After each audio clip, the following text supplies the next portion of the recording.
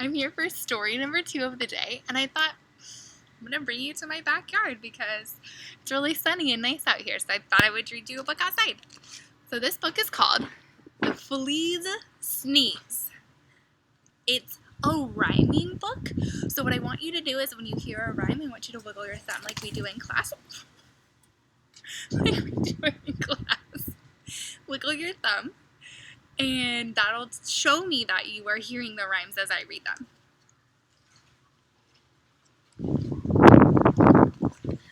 On a dark, dark night, on an old, old farm, in a rickety-crickety, tumble-down barn, everyone slept peacefully.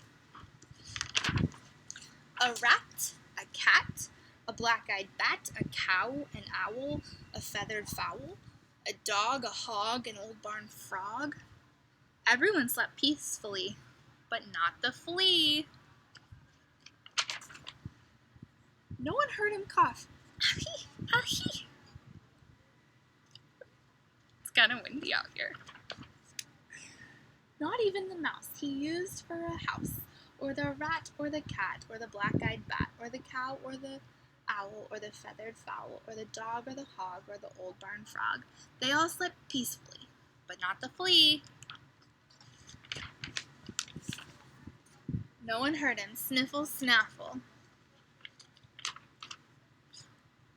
Not even the mouse he used for a house, or the rat, or the cat, or the black-eyed bat, or the cow, or the owl, or the feathered fowl, or the dog, or the hog, or the old barn frog. They all slept peacefully, but not the flea.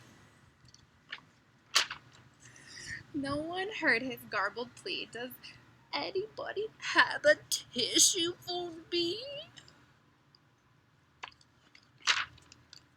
Not even the mouse he used for a house, or the rat, or the cat, or the black-eyed bat, or the cow, or the owl, or the feathered fowl, or the dog, or the hog, or the old barn frog. They all slept peacefully, but not the flea.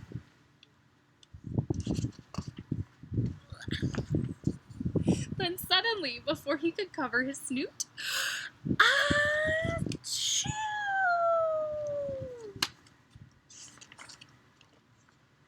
It scared the rat, who cried boo-hoo, and woke the cat, who hissed maroo.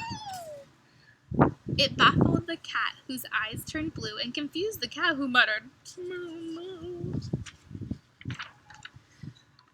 It outraged the owl, who hollered hoo-hoo. It flustered the fowl, who crowed cock-a-doodle-doo. It barked woo-woo.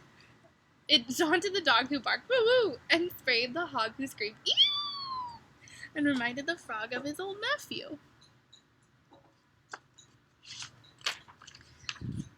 But the mouse